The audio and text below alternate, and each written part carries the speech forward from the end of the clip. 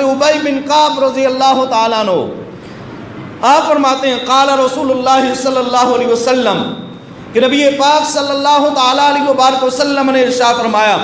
قال علی جبریل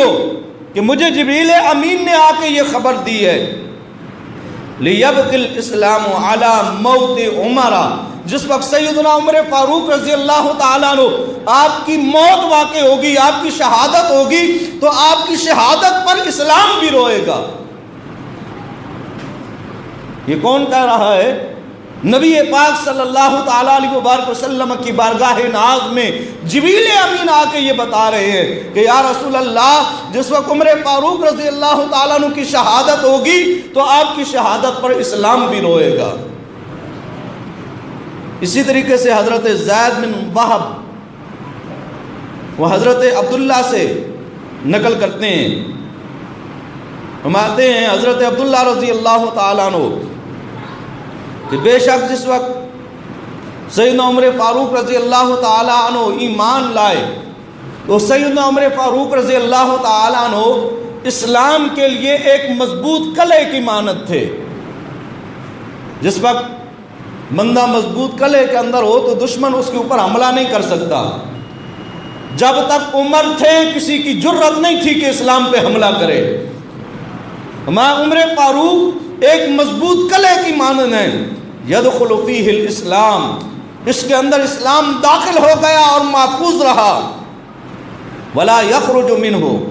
اور پھر اسلام اس سے باہر نہیں نکلا۔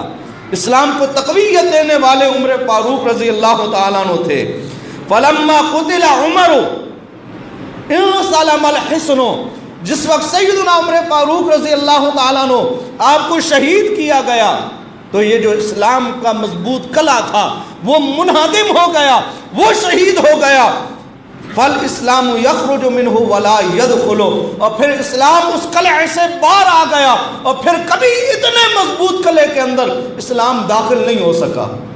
جتنے مضبوط قلعے کے اندر پہلے اسلام تھا۔ جب تک عمر تھے، عمر اسلام کے لیے اتنا مضبوط قلعہ ہے،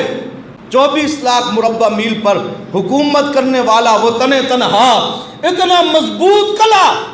کہ دشمن بھی کافر بھی سیدنا عمر فاروق رضی اللہ تعالیٰ عنہ کا نام سن کر ہی فقط کام چاہتے تھے۔ یہ وہ سیدنا عمر فاروق رضی اللہ تعالیٰ عنہ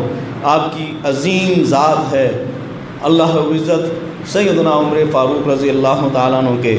مدارج میں، آپ کے مراتب میں اللہ رب العزت مزید بلندیاں عطا فرمائے، اور کل بروز قیامت اللہ رب العزت ہمیں نبی پاک صلی اللہ تعالیٰ علیہ وبارک وسلم کے ان جانثاروں کا قرب اور ان کی معیت نصیب فرمائے۔